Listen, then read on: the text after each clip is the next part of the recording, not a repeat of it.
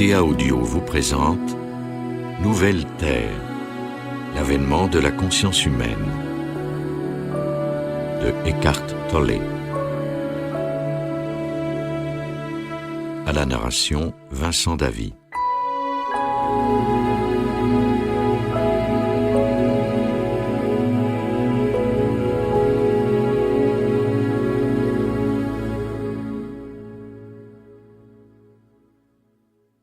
L'avènement de la conscience humaine.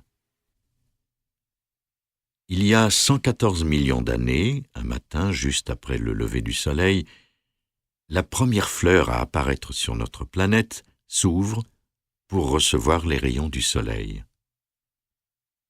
Beaucoup plus tard, ces êtres délicats et parfumés que nous nommons fleurs joueront un rôle essentiel dans l'évolution de la conscience d'autres espèces. Elles furent fort probablement la première chose à laquelle les humains n'attribuèrent pas de valeur utilitaire, une valeur sans lien avec la survie. À la vue de la beauté d'une fleur, les humains s'éveillaient, même si ce n'était que brièvement, à la beauté qui fait partie de leur être le plus profond, de leur véritable nature. Cette première reconnaissance de la beauté constitua l'un des événements les plus significatifs dans l'évolution de la conscience humaine. Sans qu'il le réalise pleinement, les fleurs devinrent pour l'homme l'expression manifestée de ce qui était le plus élevé, le plus sacré. Elles étaient en quelque sorte les messagères d'un autre monde, un pont entre le monde physique manifesté et le monde non manifesté.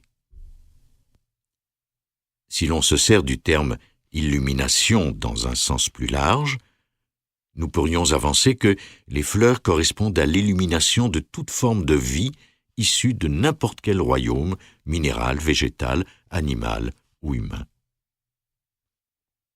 Lorsqu'un humain a acquis un certain degré de présence à ce qui est, il peut percevoir l'essence de la vie divine émanant de chaque forme de vie et la reconnaître comme ne faisant qu'un avec sa propre essence. Ainsi, il peut l'aimer comme il s'aime lui-même. Mais avant que cela ne se produise, la plupart des humains ne voient que les formes extérieures. Cependant, devant une fleur, une pierre précieuse ou un oiseau, même quelqu'un n'ayant pas ou peu développé le sens de la présence à ce qui est, peut à l'occasion sentir qu'il émane autre chose de la forme physique. Alors, lorsque vous êtes vigilant, vous avez ainsi accès au non manifeste. Une ouverture se produit à l'intérieur, dans le royaume de l'esprit. C'est pour cette raison que ces trois formes illuminées de vie ont joué un rôle important dans l'évolution de la conscience humaine depuis les temps les plus reculés. C'est aussi pour cette raison que la fleur de lotus est un symbole prédominant dans le bouddhisme et que la colombe blanche représente l'Esprit Saint dans la chrétienté. Ces trois formes de vie ont préparé le terrain à un changement plus profond dans la conscience planétaire, un changement qui est destiné à se produire chez l'espèce humaine. Il s'agit de l'éveil spirituel. L'éventualité d'une telle transformation de la conscience constitue l'essentiel du message des enseignements des grands sages de l'humanité. Bouddha, Jésus et d'autres qui ne sont pas connus ont été les premières fleurs humaines, des fleurs précoces, rares et précieuses. Mais une floraison généralisée n'était pas encore possible à leur époque et leurs messages respectifs ont été largement incompris et souvent grandement déformés.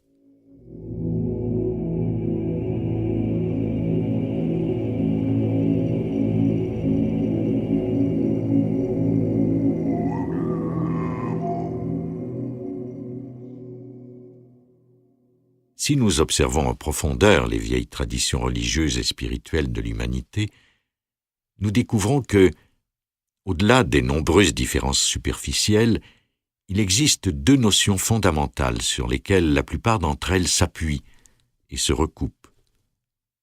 Le premier aspect de cette vérité est la conscience que L'état normal d'esprit de la plupart des êtres humains comporte un puissant élément propre à ce que nous pourrions appeler dysfonctionnement, ou même folie. Certains enseignements de l'hindouisme qualifient ce dysfonctionnement de maya, d'illusion. Ramana Maharshi, l'un des plus grands sages de l'Inde, le dit sans détour. Le mental est pure illusion. Le bouddhisme emploie d'autres termes. En effet, selon Bouddha, l'esprit humain, dans son état normal, engendre dukkha, que l'on peut traduire par souffrance, insatisfaction, ou tout simplement misère. Où que vous alliez, quoi que vous fassiez, dit Bouddha, vous rencontrez la souffrance et tôt ou tard, elle se manifestera dans toutes les situations. Chez les chrétiens, on parle de péché. Dans la traduction littérale de l'ancien grec, langue dans laquelle le Nouveau Testament fut rédigé, péché veut dire manquer le but. Péché veut donc dire manquer le but de l'existence humaine. Être en état de péché, c'est vivre maladroitement et aveuglément et par conséquent souffrir et faire souffrir. Ici encore, le terme, une fois débarrassé de son bagage culturel et des mauvaises interprétations, désigne le dysfonctionnement inhérent à la condition humaine. Les réalisations et les accomplissements de l'humanité sont certes impressionnants. Il ne fait aucun doute que l'esprit humain est hautement intelligent. Pourtant, cette même intelligence est entachée de folie. Au XXe siècle, la science et la technologie ont amplifié l'impact destructeur de ce dysfonctionnement sur la planète, sur les autres formes de vie et sur les humains eux-mêmes.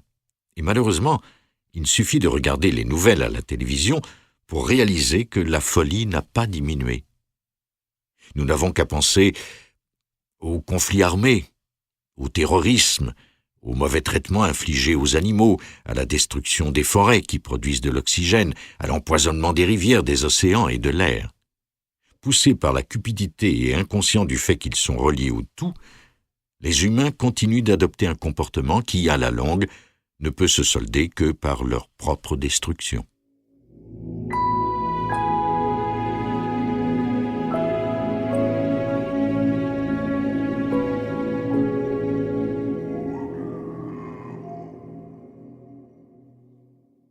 La plupart des anciennes religions et traditions spirituelles s'entendent sur un point. Il est possible de transformer radicalement la conscience humaine. Selon les enseignements hindous, cette transformation est appelée illumination. Dans ces enseignements chrétiens, on la nommait salut. Quant au bouddhisme, il l'appelle fin de la souffrance. On utilise aussi les termes éveil, libération et réalisation pour décrire cette transformation. Le plus grand accomplissement de l'humanité n'est pas ses œuvres d'art, sa science ou sa technologie, mais plutôt la reconnaissance de son propre dysfonctionnement. Quand on reconnaît sa folie, on permet à la santé mentale d'émerger, à la guérison et à la transcendance de s'effectuer. Cette nouvelle dimension de la conscience a vu le jour sur notre planète il y a plus de 2500 ans. Depuis ce jour, des êtres éveillés, comme Gautama Siddhartha, qui devint Bouddha, Lao Tse, Jésus et plusieurs autres, s'adressèrent à leurs contemporains, leur parlèrent de péché, de souffrance, d'illusion. Observez la façon dont vous vivez, disait-il. Observez ce que vous faites, regardez la souffrance que vous causez. Ils leur ont ensuite montré qu'il était possible de sortir du cauchemar collectif de l'existence humaine normale. Ils leur ont montré le chemin. Malheureusement, leurs enseignements simples mais puissants furent déformés et mal interprétés, dans certains cas par leurs disciples lorsqu'ils consignèrent par écrit ces enseignements. Au fil des siècles, de nombreux éléments furent ajoutés qui n'avaient rien à voir avec les enseignements d'origine. Certains de ces maîtres furent ridiculisés, injuriés ou même tués. D'autres devinrent adorés comme des dieux. Les enseignements qui indiquaient la voie pour dépasser le dysfonctionnement, pour dépasser la folie collective, furent déformés et devinrent eux-mêmes partie intégrante de la folie. C'est ainsi que les religions, dans une grande mesure, dissocièrent plutôt qu'elles unirent. Au lieu de mettre fin à la violence et à la haine par la réalisation de l'unité fondamentale propre à la vie, elles engendrèrent davantage de violence et de haine, davantage de division entre les peuples, entre les diverses religions et même au sein d'une religion. Et pourtant, malgré tous les gestes déments posés au nom de la religion, la vérité originelle de l'enseignement des grands initiés brille encore. Elle brille toujours, même si ce n'est que faiblement, à travers de multiples couches de déformation et de mauvaises interprétations.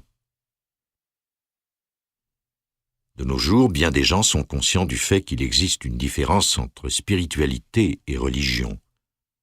Le fait de disposer d'un système de croyances que vous considérez comme vérité absolue ne fait pas de vous des personnes spirituelles, quelle que soit la nature de ces croyances.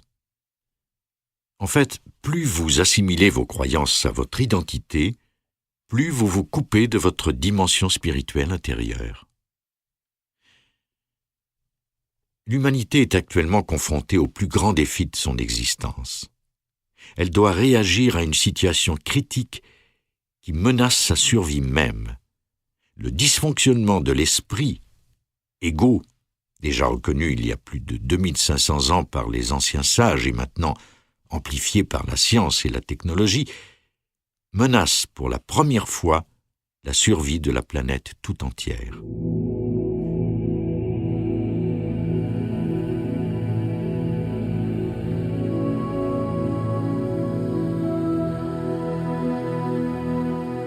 Une portion significative de la population terrestre reconnaîtra bientôt, si ce n'est déjà fait, que l'humanité se trouve devant un choix brutal. Évoluer ou mourir.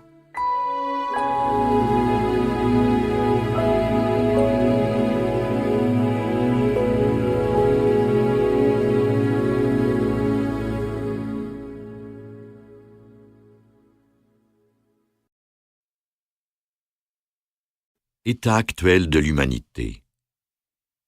Égo. Qu'il soit formulé à voix haute ou gardé silencieusement sous forme de pensée, les mots peuvent presque avoir un effet envoûtant sur vous.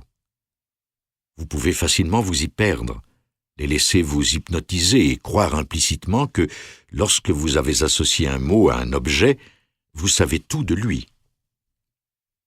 Une chose est sûre. Vous ne savez pas ce qu'il est. Vous avez seulement à poser une étiquette sur le mystère qu'il abrite.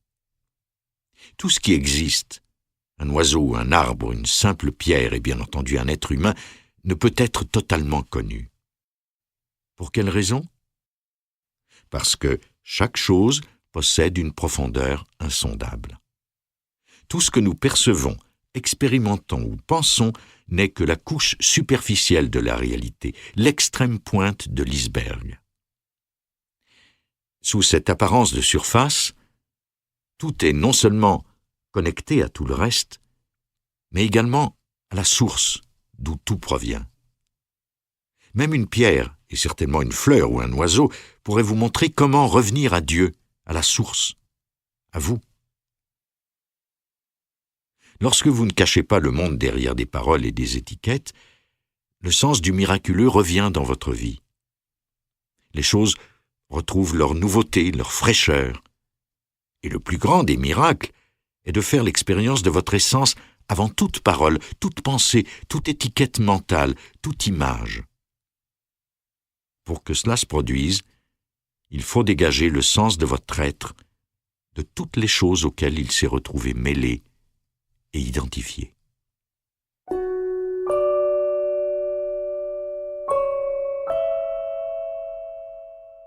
Le mot « je » incarne la plus grande erreur et en même temps la plus grande vérité selon la façon dont on s'en sert. Dans son emploi conventionnel, il n'est pas seulement l'un des mots les plus employés dans le langage, mais également l'un des plus trompeurs. Dans l'usage quotidien normal, le « je » incarne l'erreur primordiale, une perception erronée de qui vous êtes, un sens illusoire de votre identité. Le « je » représente l'ego. Ce moi illusoire sert ensuite de fondement à toute interprétation subséquente de la réalité, de tous les processus de pensée, de toutes les interactions et de toutes les relations. Votre réalité devient le miroir de l'illusion originale. Ce à quoi vous faites référence quand vous dites « je » n'est pas qui vous êtes. L'infinie profondeur de votre essence est confondue avec un son produit par les cordes vocales, avec la pensée du « moi » dans votre esprit, ou quoi que ce soit, à quoi le moi s'est identifié. Quand un jeune enfant apprend qu'une séquence de sons, émise par les cordes vocales de ses parents, est son nom, il commence à assimiler le mot à ce qu'il est. À ce stade, certains enfants parlent d'eux-mêmes à la troisième personne, Jean a faim. Peu longtemps après, ils apprennent le mot magique « je » et le relient à ce qu'ils ont déjà assimilé. Puis arrivent les « mon »,« ma »,« mes » et « mien » qui désignent les choses et font en quelque sorte partie du « je ».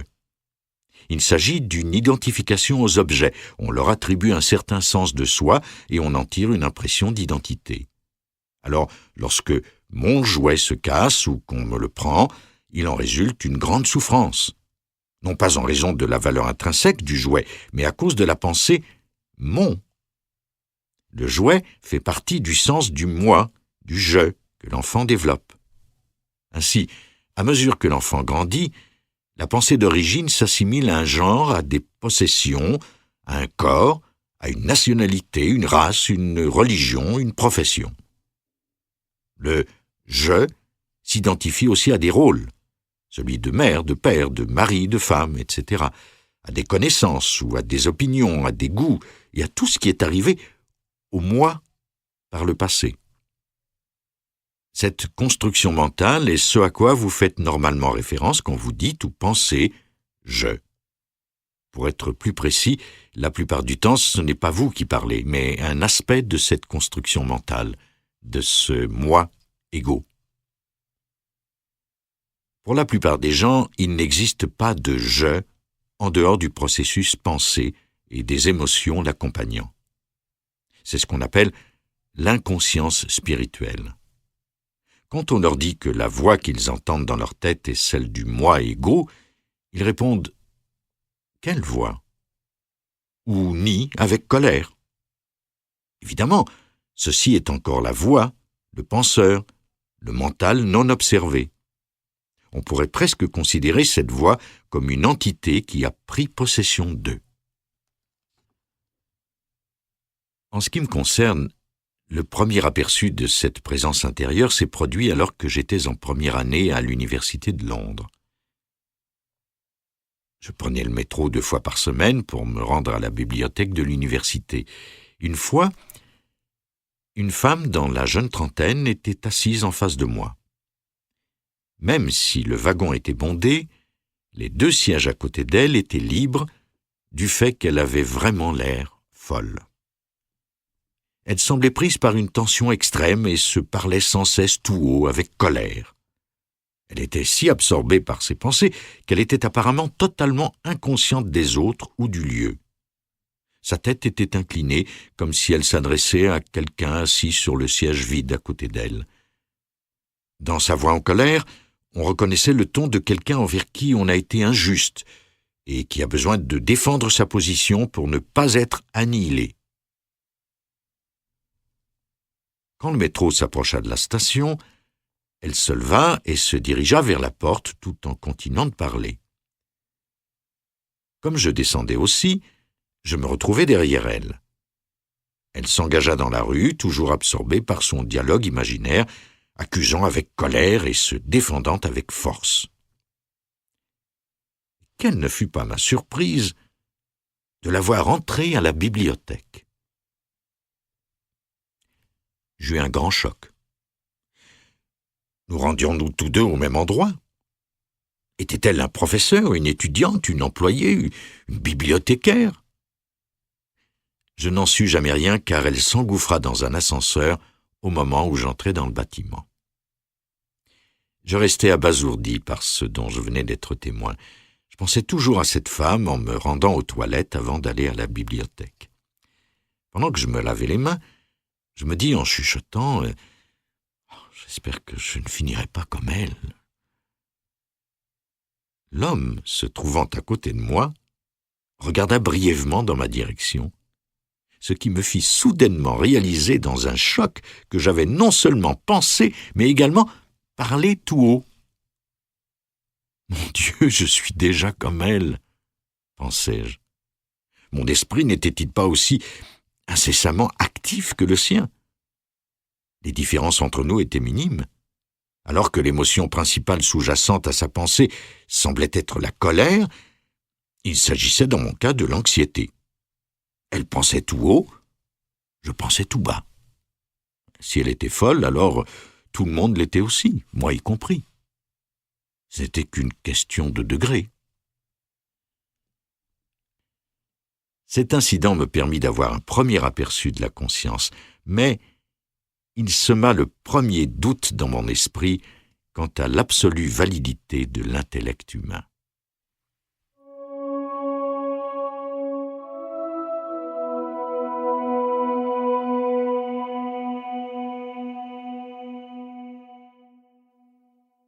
L'ego, le mental, est complètement conditionné par le passé. Son conditionnement comporte deux aspects: le contenu et la structure. Dans le cas de l'enfant qui pleure parce qu'on lui a pris son joujou, le jouet représente le contenu. Ce dernier est interchangeable. Il peut s'agir d'un autre jouet ou objet. Le contenu avec lequel vous vous identifiez est conditionné par votre milieu, votre éducation et la culture où vous évoluez. Que l'enfant soit riche ou pauvre, que le jouet soit un simple morceau de bois en forme d'animal ou un gadget électronique sophistiqué ne fait aucune différence en ce qui concerne la souffrance causée par sa perte. La raison pour laquelle une telle souffrance se produit se cache dans le mot « mon », qui est la structure. La compulsion inconsciente à renforcer sa propre identité par une association à un objet fait partie prenante de la structure même de l'ego.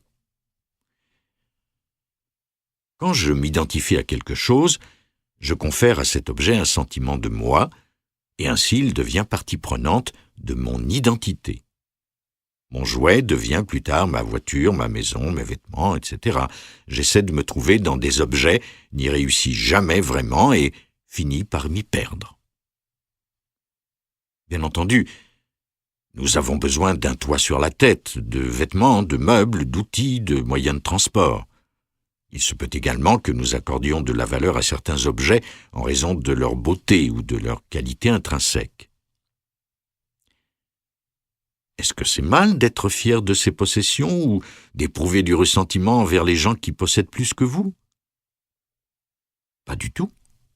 Le sentiment de fierté, de se distinguer des autres, l'apparent renforcement du soi par un plus que et l'apparente diminution du soi par un moins que ne sont jamais bien ou mal. C'est juste l'ego. Et il n'y a rien de mal à l'ego. Il est seulement inconscient. Quand vous observez l'ego en vous, c'est que vous commencez à le dépasser.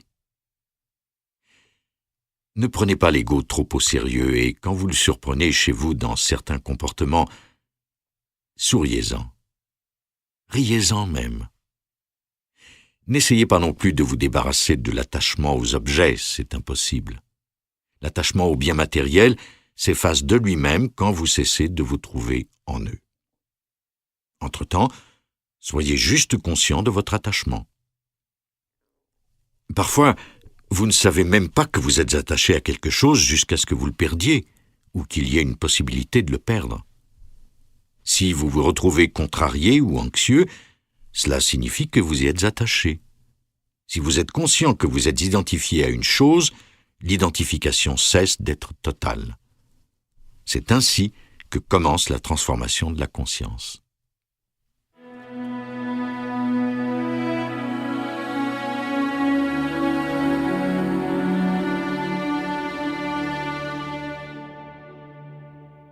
À part l'identification aux choses, il existe une autre forme d'identification, celle avec mon corps.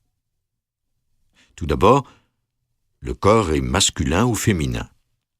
Le fait d'être un homme ou une femme représente une grande partie du sens que les gens ont d'eux.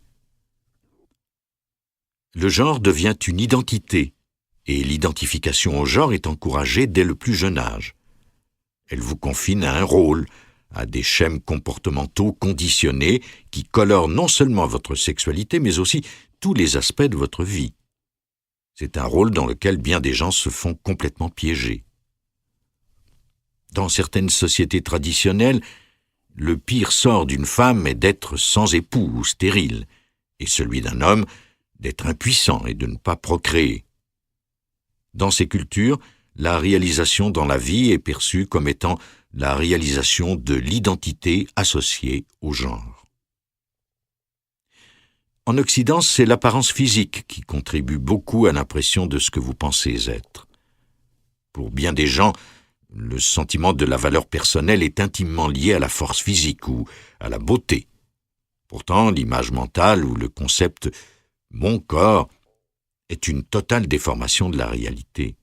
Par exemple, une jeune femme se considérant comme trop grosse se privera de nourriture alors qu'elle est vraiment maigre. En fait, elle ne voit plus son corps. Tout ce qu'elle voit, c'est le concept mental de son corps qui dit « je suis grosse » ou « je vais grossir ».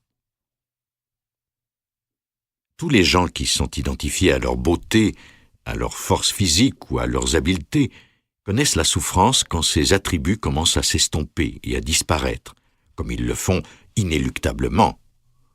Basés sur ces attributs, leur identité menace alors de s'effondrer. Quand on assimile le « je » au corps physique qui est destiné à vieillir, à se flétrir et à mourir, la souffrance fait toujours surface, tôt ou tard. Ne pas s'identifier au corps ne veut pas dire qu'il faille négliger, mépriser ou ne plus prendre soin de son corps. S'il est fort, beau ou vigoureux, vous pouvez prendre plaisir à ses attributs et les apprécier. Vous pouvez également améliorer sa condition en vous alimentant bien et en faisant de l'exercice. Si vous n'assimilez pas le corps à ce que vous êtes, votre sentiment de valeur personnelle ou d'identité ne sera pas amoindri quand la beauté se fanera, que la vigueur diminuera ou que le corps sera frappé d'incapacité. En fait, lorsque le corps commencera à faiblir, la dimension sans forme, la lumière de la conscience pourra briller plus facilement à travers la forme en train de dépérir. Le sentiment de l'être, du « je suis », sera libéré de son association de la forme. L'esprit se libère de son emprisonnement dans la matière. Vous réalisez alors que votre identité essentielle est sans forme, qu'elle est l'être précédant toutes les formes et toutes les identifications. Vous êtes conscient que votre véritable identité est la conscience elle-même, plutôt que ce à quoi elle s'était identifiée. Ceci est la paix de Dieu. La vérité ultime, c'est que vous n'êtes pas ceci ou cela. Vous êtes.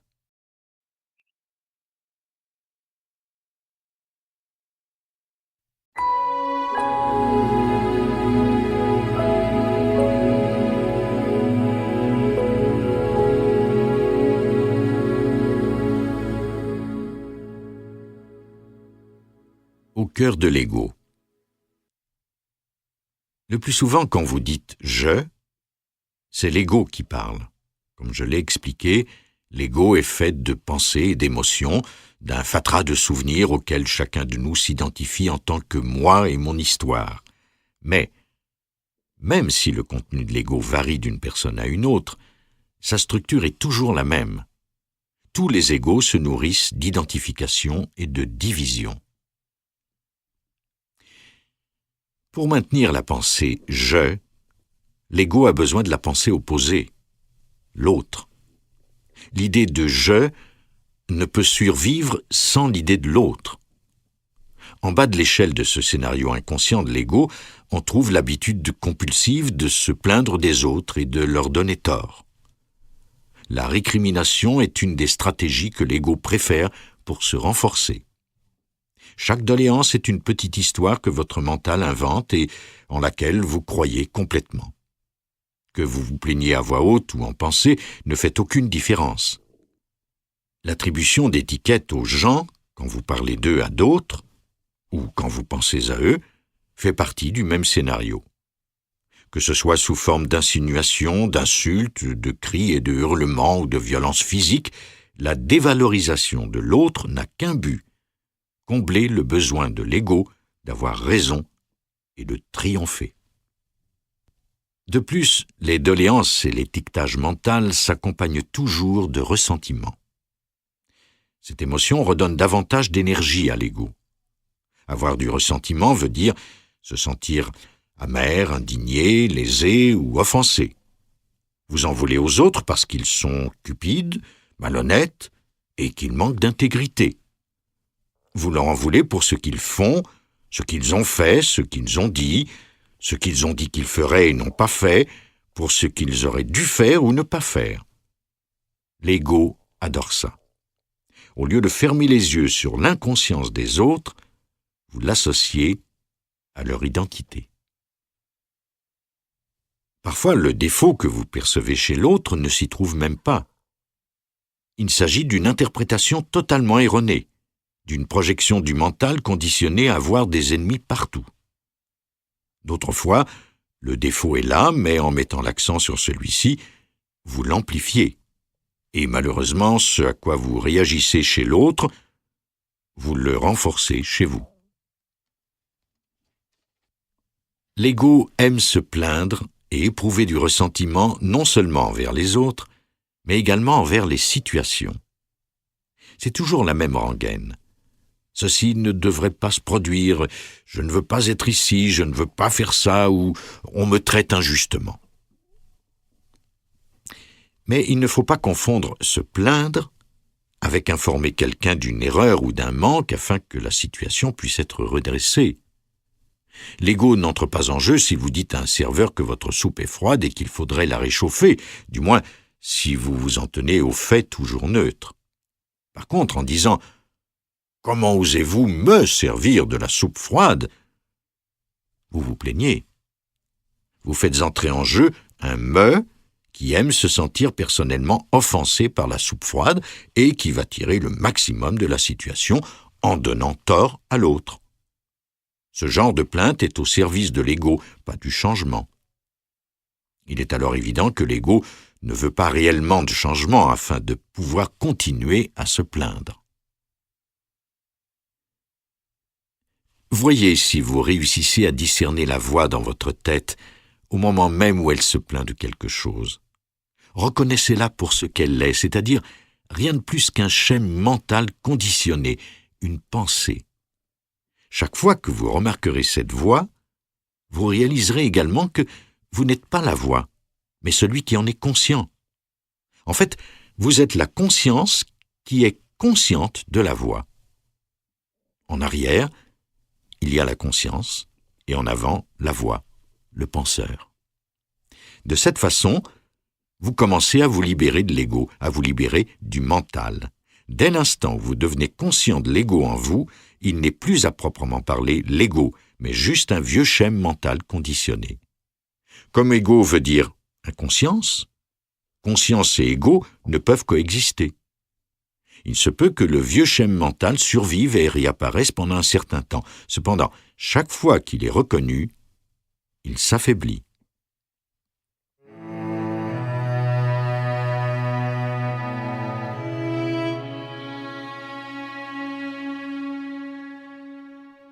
Outre le ressentiment, les récriminations peuvent aussi être accompagnées d'une émotion plus forte, comme la colère ou toute autre forme de contrariété. La charge énergétique de la plainte étant plus forte, cette dernière se transforme en réactivité qui est une autre façon que l'ego adopte pour se renforcer. Bien des gens attendent toujours que certaines situations se présentent pour pouvoir réagir, se sentir agacés ou dérangés, et il ne leur faut pas grand temps pour en trouver. « C'est scandaleux, disent-ils. Comment oses-tu ? Je déteste ça. » Ils ont développé une tendance à la contrariété et à la colère, comme d'autres en développent une aux drogues. En réagissant à ceci ou à cela, ils affirment et renforcent le sens de leur identité.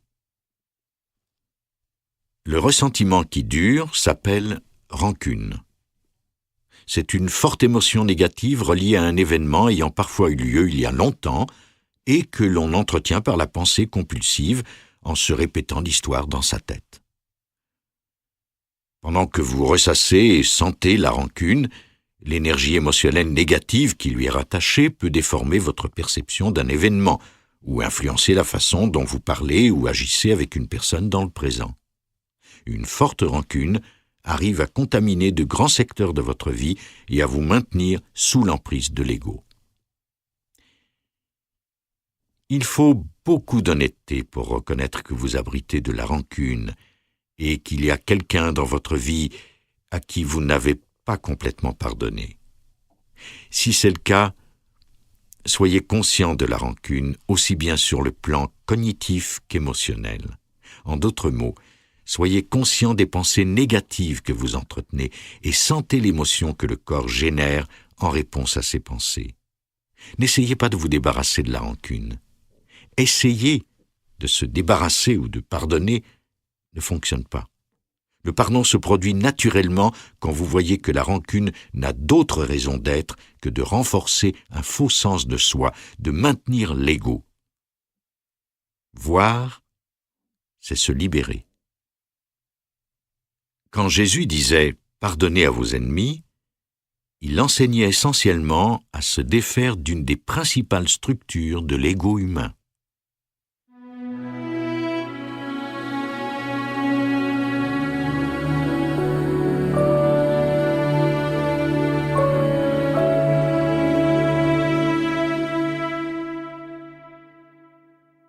Se plaindre, réagir et trouver les défauts des autres constituent des stratagèmes qui renforcent le sens des limites et de la division de l'ego et qui en assurent la survie. Ils renforcent également l'ego en lui donnant une impression de supériorité dont il se nourrit. Lorsque vous vous plaignez, il y a le sous-entendu implicite que vous avez raison et que la personne ou la situation dont vous vous plaignez a tort. Il n'y a rien qui renforce plus l'ego que le fait d'avoir raison. Avoir raison, c'est s'identifier à une position mentale, un point de vue, une opinion, un jugement. Mais bien entendu, pour que vous ayez raison, quelqu'un doit avoir tort. L'ego adore ça. Le fait d'avoir raison vous met dans une position de supériorité morale imaginaire par rapport à la personne ou la situation qui est jugée et que l'on trouve imparfaite. C'est ce sentiment de supériorité dont l'ego se repaît pour se renforcer. Mais qu'en est-il des faits indéniables ? Par exemple, si vous dites que la lumière se déplace plus rapidement que le son et qu'une autre personne prétend que c'est le contraire qui est vrai, vous avez évidemment raison et l'autre tort. La simple observation que la foudre précède le tonnerre en est une confirmation. Donc, non seulement vous avez raison, mais vous savez que vous avez raison. L'ego joue-t-il un rôle là-dedans ? Peut-être, mais pas nécessairement.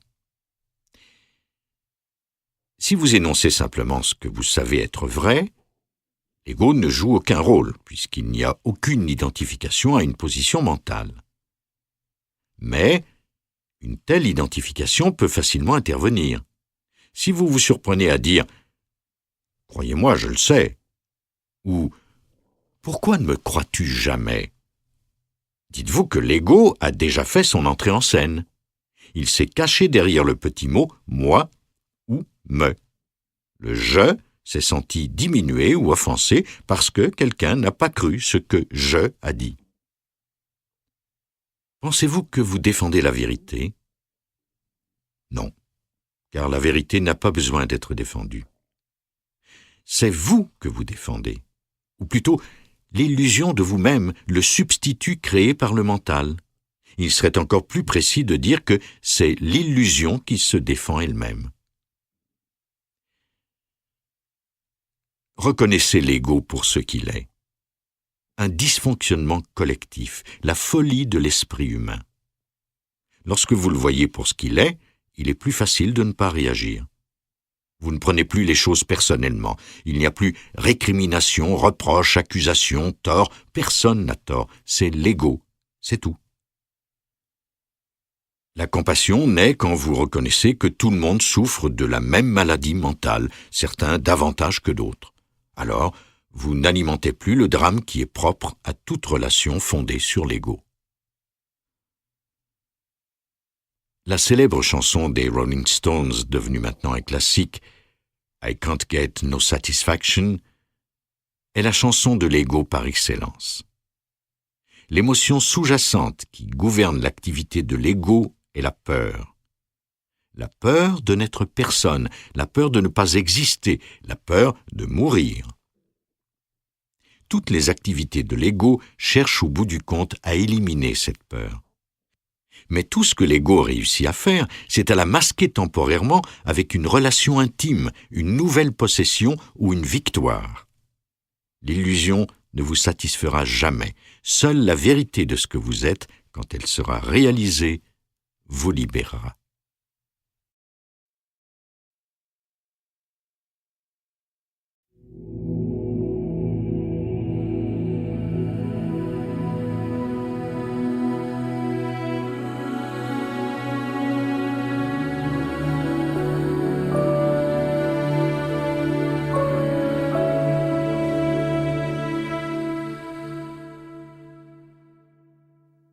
Les rôles joués par les divers visages de l'ego.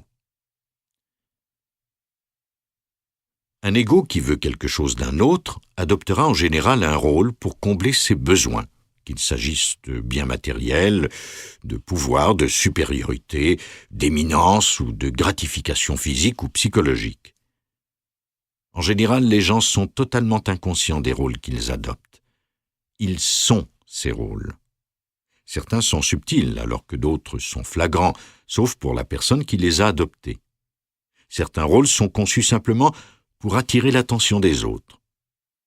Comme l'ego ne sait pas que la source de toute énergie est en vous, il la cherche à l'extérieur. Il essaie de la trouver dans la reconnaissance, les louanges, l'admiration. Ou bien, il veut simplement être remarqué, il veut qu'on reconnaisse son existence. Le fait qu'une personne timide ait peur de l'attention des autres ne veut pas dire qu'elle soit libérée de l'ego. En effet, son ego est ambivalent. D'un côté, il veut l'attention, et de l'autre, il en a peur. La personne timide a peur que l'attention prenne la forme de désapprobation ou de critique, c'est-à-dire de quelque chose qui amoindrisse le sentiment de soi au lieu de le renforcer. Chez la personne timide, la peur de l'attention est donc plus grande que le besoin d'attention. La timidité s'accompagne souvent d'une notion de soi surtout négative, la croyance d'être inadéquat. Toute notion conceptuelle de soi, c'est-à-dire se voir comme ci ou comme ça, appartient à l'ego, qu'il s'agisse d'une notion surtout positive, je suis le meilleur, ou d'une notion surtout négative, je ne vaux rien. Derrière le continuel besoin de se sentir supérieur et le sentiment d'assurance conféré à l'ego par la supériorité, se cache la peur inconsciente d'être inférieur. Et inversement, l'ego timide et inadéquat qui se sent inférieur a un fort désir caché d'être supérieur. Bien des gens oscillent entre les sentiments d'infériorité et de supériorité selon les situations et les personnes qu'ils rencontrent sur leur chemin. Il y a juste une chose que vous devez savoir et observer en vous. Chaque fois que vous vous sentez supérieur ou inférieur à quelqu'un d'autre, c'est l'ego qui entre en jeu.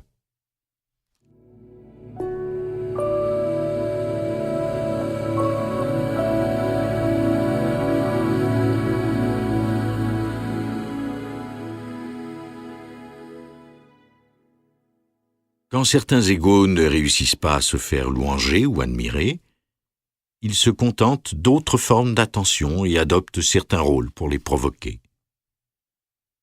S'ils ne réussissent pas à obtenir d'attention positive, ils chercheront probablement de l'attention négative, par exemple en provoquant une réaction négative chez quelqu'un. C'est d'ailleurs ce que font les enfants quand ils se conduisent mal. Un rôle très commun joué par l'ego est celui de la victime, qui cherche de l'attention sous forme de pitié ou de sympathie. La victime veut que les autres s'intéressent à son problème. Ce rôle de victime se retrouve dans bien des schèmes de l'ego, entre autres les récriminations, le sentiment d'être offensé, indigné, etc. Bien entendu, une fois que je suis identifié à une histoire dans laquelle je me donne le rôle de victime, je ne veux pas que cette histoire finisse. Alors, comme tout thérapeute le sait pertinemment, l'ego ne veut pas mettre fin à ses problèmes parce qu'ils font partie de son identité. Si personne ne veut entendre mon histoire triste, je peux me la raconter à volonté dans ma tête, me prendre en pitié et ainsi avoir l'identité d'une personne traitée injustement par la vie, par les autres, par le destin ou par Dieu. Ce rôle vient définir mon image personnelle, faire quelqu'un de moi. C'est tout ce qui compte pour l'ego. Au tout début de bien des relations soi-disant romantiques, il est tout à fait commun de jouer des rôles. Ces rôles ont pour but d'attirer et de garder la personne que l'ego perçoit comme étant celle qui va me rendre heureux, me faire sentir spécial et combler tous mes besoins. L'accord tacite et inconscient est le suivant.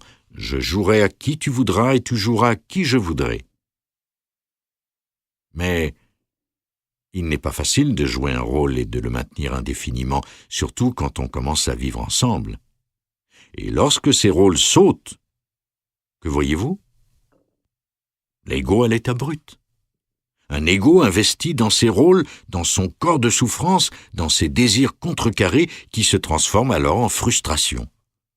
La colère qui en résulte est alors dirigée vers le conjoint qui n'a pas réussi à éliminer la peur sous-jacente et le sentiment de manque faisant partie du sens de soi propre à l'ego. Ce que l'on appelle communément « tomber amoureux » est dans la plupart des cas une intensification de l'avoir besoin de l'ego. Vous devenez en quelque sorte accro à une autre personne, ou plutôt à l'image que vous vous faites de cette personne.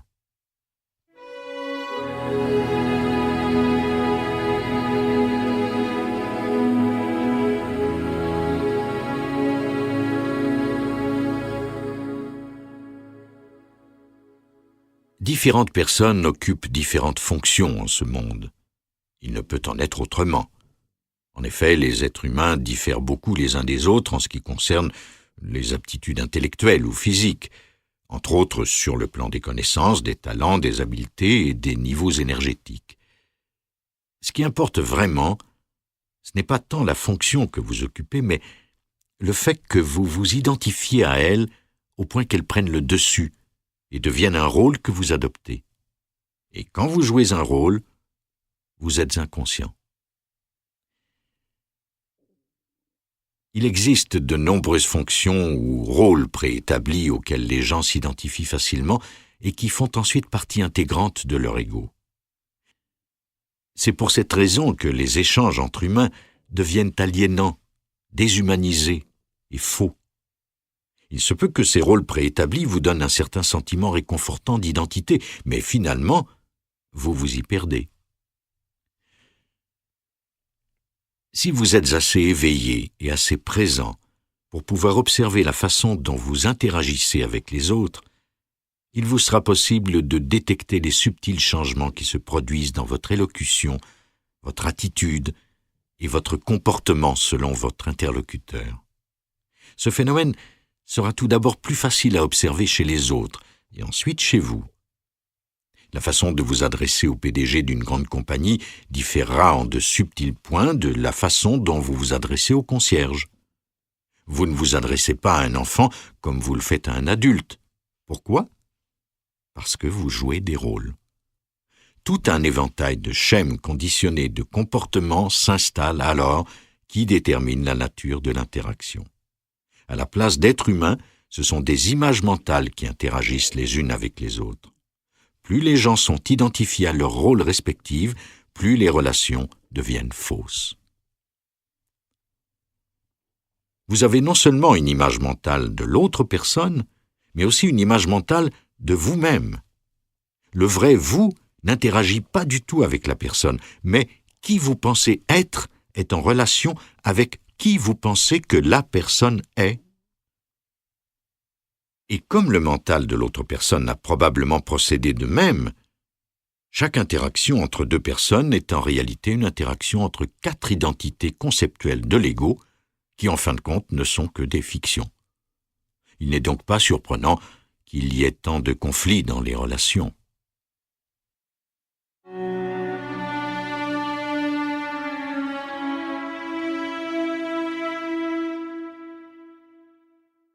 Dans bien des cas, le bonheur est un rôle que les gens jouent. Derrière la façade souriante, il y a beaucoup de souffrance. Les états dépressifs, les dépressions nerveuses et les réactions exagérées sont communes lorsque le malheur se cache derrière un extérieur souriant. Si vous êtes malheureux, il faut en premier lieu le reconnaître. Mais ne dites pas « je suis malheureux », car ce malheur intérieur n'a rien à voir avec qui vous êtes. Dites « il y a du malheur en moi ». Ensuite, observez. Il se peut qu'une situation dans laquelle vous vous trouvez ait quelque chose à voir avec votre malaise. Il faudra alors passer à l'action pour changer la situation ou bien vous en soustraire. Si vous ne pouvez rien faire, faites face à la situation et dites-vous « Bon, maintenant, c'est ainsi que les choses sont. Je peux soit accepter, soit me rendre la vie impossible. La première cause du malheur n'est jamais la situation, mais toujours les pensées qui concernent celle-ci. Soyez donc conscient des pensées qui vous viennent et dissociez-les de la situation qui est toujours neutre, qui est toujours telle qu'elle est. Il y a la situation et il y a mes pensées à son sujet. Au lieu d'inventer des histoires, tenez-vous-en aux faits. Affronter les faits redonne toujours du pouvoir. Soyez conscient que vos pensées créent dans une large mesure les émotions que vous ressentez. Établissez le lien entre pensée et émotion. Au lieu d'être vos pensées et vos émotions, soyez la conscience derrière elles.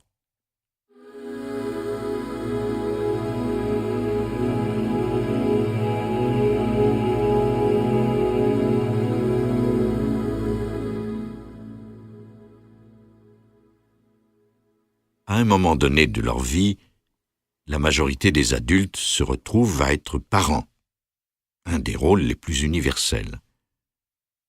La question cruciale est la suivante.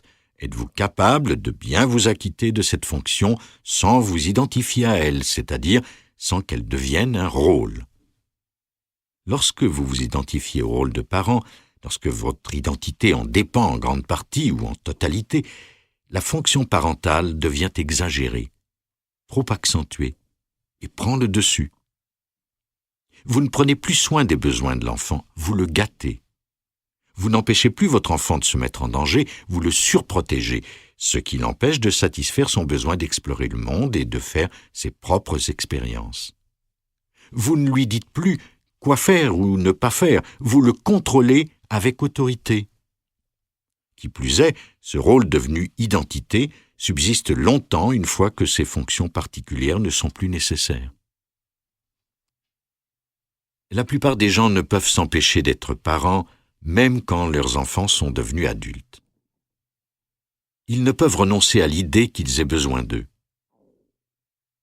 Dans ces circonstances, le rôle de parent se joue encore de manière compulsive et il n'y a toujours pas de relation authentique. Le parent qui se définit par ce rôle a inconsciemment peur d'une perte d'identité en cessant d'être parent. En apparence, on dirait qu'il se fait du souci pour son enfant, chose qu'il croit réellement alors que son unique préoccupation est de conserver son rôle identité. À la base de toutes les motivations de l'ego, il y a le renforcement du moi et l'intérêt pour le moi, parfois habilement dissimulés, même aux yeux de la personne. Si vous avez de jeunes enfants, aidez-les, guidez-les et protégez-les du mieux que vous pouvez. Mais, chose encore plus importante, laissez-leur de l'espace pour être. Ils arrivent dans ce monde par vous, mais ne sont pas à vous. Plus vous avez d'attentes quant au déroulement de leur vie, plus vous êtes dans votre tête, au lieu d'être présent à eux.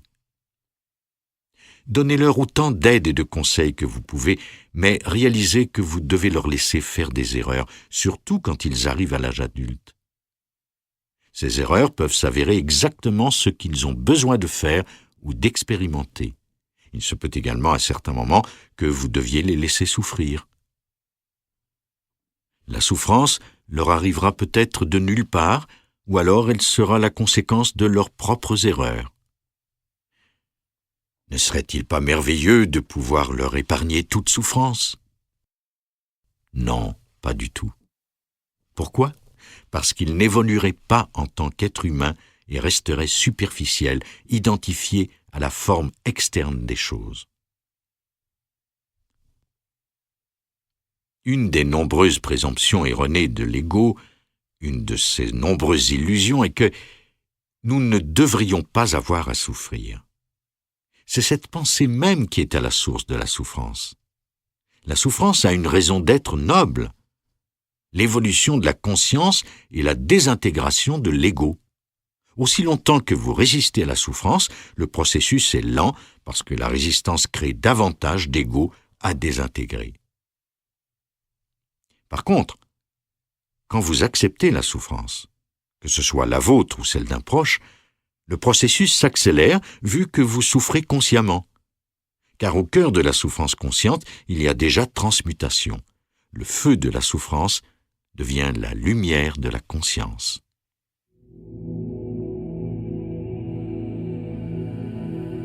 Quand l'ego dit « je ne devrais pas avoir à souffrir », cette pensée vous fait souffrir encore plus. C'est une déformation de la vérité qui est toujours paradoxale. En réalité, vous avez besoin de dire « oui » à la souffrance avant de pouvoir la transcender.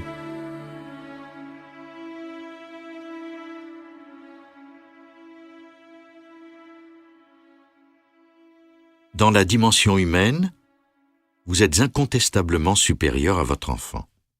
Vous êtes plus grand, plus fort, plus instruit et plus accompli que votre enfant. Si tout ce que vous connaissez consiste en cette dimension, vous vous sentirez supérieur à votre enfant, même inconsciemment. Et vous ferez en sorte que votre enfant se sentira inférieur, même inconsciemment. Il n'y a pas égalité entre vous et votre enfant parce qu'il n'est question que de forme entre lui et vous.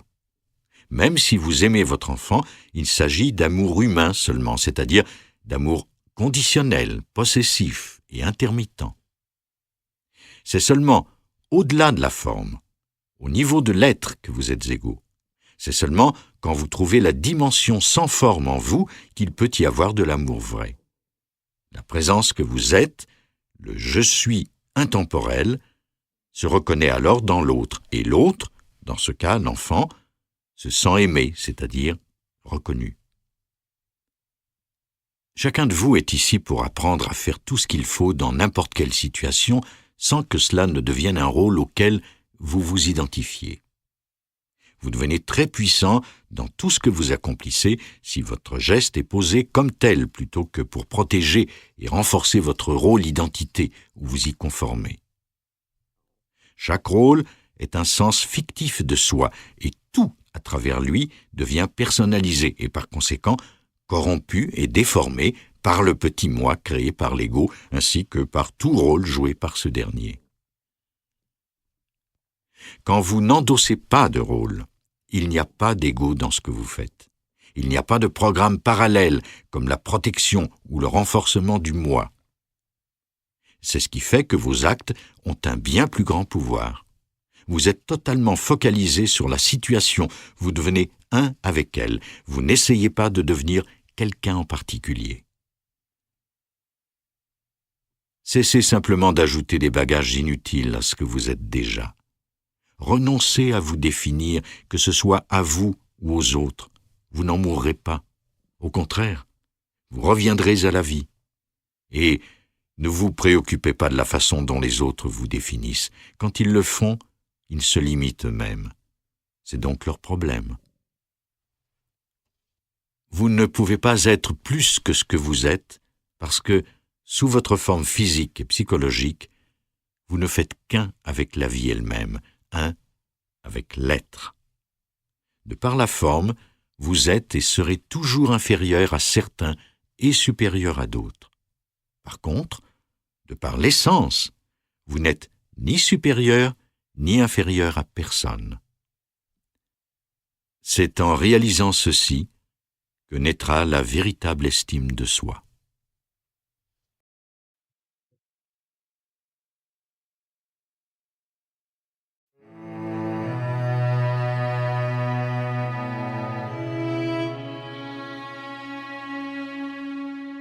Le corps de souffrance.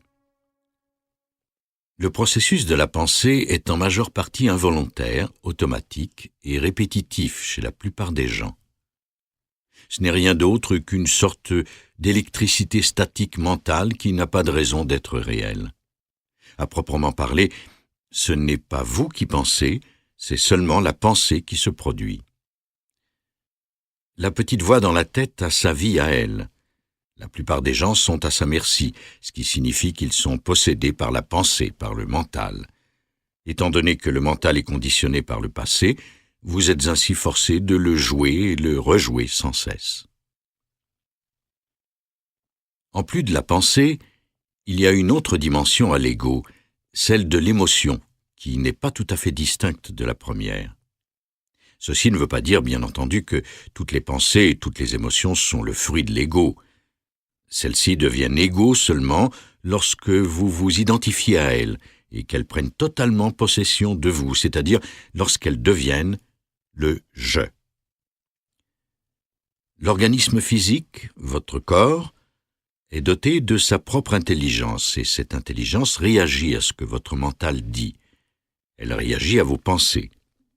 Par conséquent, l'émotion est la réaction du corps à votre mental. L'intelligence du corps est, bien entendu, une partie indissociable de l'intelligence universelle, une de ses innombrables manifestations. Elle donne une cohésion aux atomes et molécules qui constituent votre organisme physique.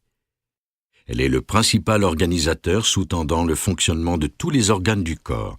Ce n'est pas vous qui faites fonctionner votre corps, c'est l'intelligence. Ceci est vrai pour de nombreuses formes de vie. Cette intelligence confère à l'organisme la capacité instinctive de réagir à toute menace ou défi. Chez les animaux, elle génère des réactions semblables aux émotions humaines, la colère, la peur, le plaisir. On pourrait considérer ces réactions instinctives comme des formes premières d'émotions. Dans certaines situations, les êtres humains ont des réactions instinctives, comme les animaux. Face au danger, quand la survie de l'organisme est menacée, le cœur se met à battre plus vite, les muscles se tendent, la respiration s'accélère pour se préparer à la fuite ou à l'attaque. Quand nous sommes coincés, une soudaine montée intense d'énergie donne au corps une force qu'il n'avait pas auparavant. Ces réactions instinctives sont apparentées aux émotions, mais elles ne sont pas des émotions dans le véritable sens du terme. Voici quelle est la différence fondamentale entre une réaction instinctive et une émotion. Une réaction instinctive est la réaction directe du corps à une situation extérieure quelconque. Une émotion est la réaction du corps à une pensée. Une émotion peut également être une réaction à une situation réelle, mais elle sera perçue à travers le filtre de l'interprétation mentale, c'est-à-dire qu'elle sera conditionnée par les concepts mentaux de bien et de mal, des goûts particuliers, de moi et de mon. Par exemple, il est très probable que vous ne ressentirez aucune émotion si on vous dit que la voiture de quelqu'un a été volée. Par contre, si on vous dit que c'est votre voiture qui a été volée, vous serez probablement énervé. Bien que le corps soit intelligent, il ne peut faire la distinction entre une situation réelle et une pensée. Il réagit comme s'il s'agissait de la réalité. Il ne sait pas qu'il s'agit simplement d'une pensée. Pour le corps, une pensée véhiculant de l'inquiétude et de la peur signifie « je suis en danger » et il réagit en conséquence, même si vous êtes étendu la nuit dans un lit bien chaud et bien confortable. Le cœur bat plus vite, les muscles se tendent, la respiration s'accélère. Il y a une intensification de l'énergie. Mais, comme le danger n'est qu'une fiction du mental, cette énergie n'a pas d'exutoire. Elle est en partie renvoyée vers le mental qui la met à contribution pour générer davantage de pensées anxieuses. Le reste de l'énergie devient toxique et interfère avec le bon fonctionnement du corps. La composante émotionnelle de l'ego diffère d'une personne à une autre. Chez certains égos, elle est plus importante que chez d'autres. Les pensées qui déclenchent les réactions émotionnelles dans le corps peuvent parfois arriver si vite que, avant que le mental ait le temps de les verbaliser, le corps a déjà réagi avec une émotion et celle-ci est devenue une réaction. Ces pensées prennent leur source dans le conditionnement de la personne, en général dans celui de la tendre enfance. L'énoncé « on ne peut pas faire confiance aux gens » est le genre de supposition inconsciente que fait une personne dont les relations avec ses parents et ses frères et sœurs n'ont en rien permis d'inspirer ou de susciter la confiance. Voici quelques autres suppositions inconscientes communes. Personne ne me respecte ni ne m'apprécie. J'ai toujours besoin de me battre pour survivre. Je n'ai jamais assez d'argent. Je ne mérite pas l'abondance. Je ne mérite pas l'amour. Ces suppositions inconscientes créent des émotions négatives dans le corps qui engendrent ensuite une activité mentale et des réactions immédiates. Mais qu'est-ce qu'une émotion négative ? C'est une émotion qui est toxique pour le corps et qui interfère avec l'équilibre et l'harmonie de ce dernier. La peur, l'anxiété, la colère, le ressentiment, la tristesse, la haine, la jalousie, l'envie sont toutes des émotions qui dérangent la circulation de l'énergie dans le corps. Elles troublent le cœur, le système immunitaire, la digestion, la production d'hormones, etc. Elles font du tort au corps, mais affectent également les gens avec qui vous entrez en rapport et indirectement, par un processus de réaction en chaîne, d'innombrables autres personnes que vous ne rencontrerez jamais. Il existe un terme générique pour définir l'ensemble des émotions négatives. Le malheur ou la misère.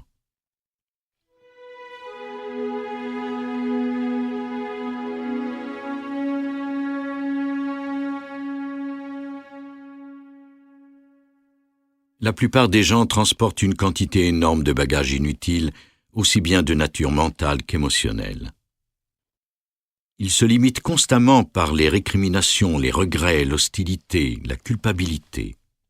Leur champ énergétique est alourdi par une accumulation de vieilles souffrances émotionnelles que j'appelle le corps de souffrance.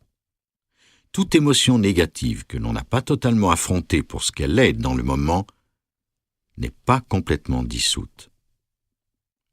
Elle laisse un reste de souffrance dans son sillage. Les résidus de souffrance laissés par des émotions négatives très fortes, auxquelles l'on n'a pas fait totalement face et qu'on n'a pas accepté ni laissé aller, se rassemblent et forment un champ énergétique qui vit dans chacune de nos cellules. Ce champ est non seulement composé des souffrances de l'enfance, mais également des émotions douloureuses qui s'y sont rajoutées pendant l'adolescence et la vie adulte, la plupart ayant été créées par la voie de l'ego. C'est la souffrance émotionnelle qui est votre compagne inévitable quand le faux sentiment de soi sert de fondement à votre vie. Ce champ d'énergie n'est cependant pas uniquement individuel. Il comporte également la souffrance vécue par les innombrables humains au cours de l'histoire de l'humanité. Continuelle guerre entre tribus, esclavage, pillage, viol, torture, meurtre et toutes les autres formes de violence. Cette souffrance se perpétue dans la psyché collective de l'humanité, qui s'enrichit chaque jour de nouvelles souffrances quotidiennes. Le corps de souffrance collectif est probablement doté de l'engramme de l'ADN de chaque humain, bien que les chercheurs ne l'aient pas encore découvert. Le corps de souffrance est une forme énergétique semi-autonome, une entité faite d'émotions qui vit dans presque tous les êtres humains. Il a sa propre intelligence primitive et la nourriture qu'il lui faut pour se renflouer est une énergie compatible à la sienne. Toute expérience émotionnellement douloureuse peut servir de combustible au corps de souffrance. C'est pour cette raison qu'il se repaît de pensées négatives ainsi que de sempiternels mélodrames relationnels. Si vous vivez seul et qu'il n'y a personne dans votre entourage, le corps de souffrance s'alimentera à partir de vos propres pensées. Tout d'un coup, celles-ci deviendront profondément négatives. Vous ne vous êtes probablement pas rendu compte que, juste avant que ce flot de pensées négatives vous assaille, une vague d'émotions avait envahi votre esprit, sous forme d'une humeur sombre et maussade, d'angoisse ou de colère. Comme toute pensée est énergie, le corps de souffrance s'en nourrit. Si d'autres personnes se trouvent dans votre entourage, de préférence votre conjoint ou un membre de la famille proche, le corps de souffrance essaiera de les provoquer afin de pouvoir se repaître du mélodrame qui s'ensuivra. Il est ardu de résister au corps de souffrance d'une personne qui est déterminée à vous faire réagir.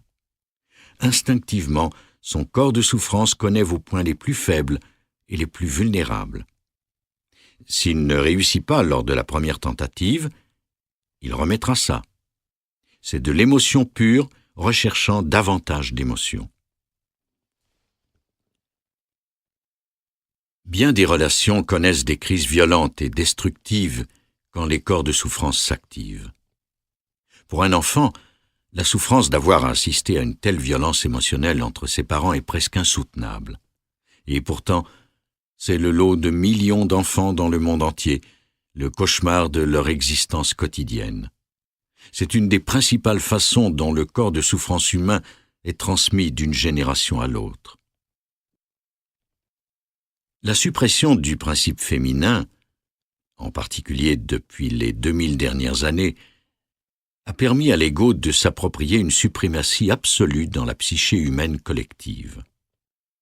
Même si les femmes ont, bien entendu, des égos, c'est chez l'homme que l'ego peut prendre racine et grandir le plus facilement. La raison à cela est que les femmes sont moins identifiées au mental que les hommes. Elles sont plus en contact avec le corps subtil, avec le corps énergétique et l'intelligence de l'organisme, d'où les facultés de l'intuition proviennent. La forme féminine est moins rigidement fermée que la forme masculine. Elle fait preuve d'une plus grande ouverture, d'une plus grande sensibilité envers les autres formes de vie. Elle est plus syntonisée sur le monde de la nature.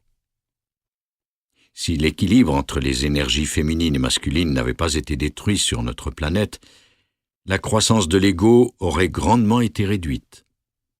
Nous n'aurions pas déclaré la guerre à la nature et nous ne nous serions pas autant dissociés de notre être intérieur.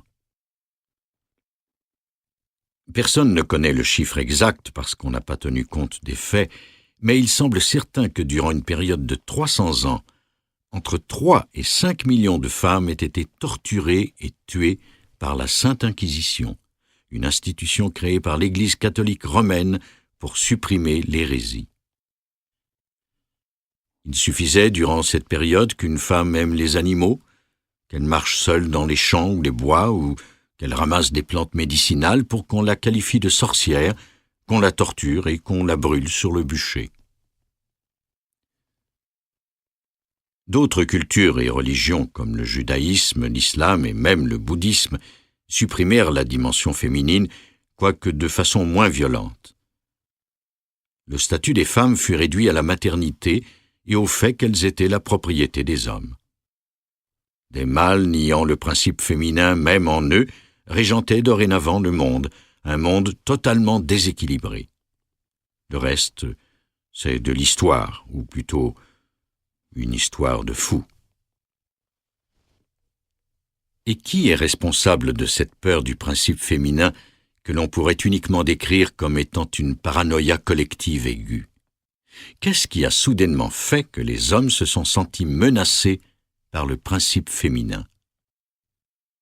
C'est l'ego croissant en eux. L'ego savait qu'il pouvait prendre le contrôle total de notre planète seulement par le principe masculin.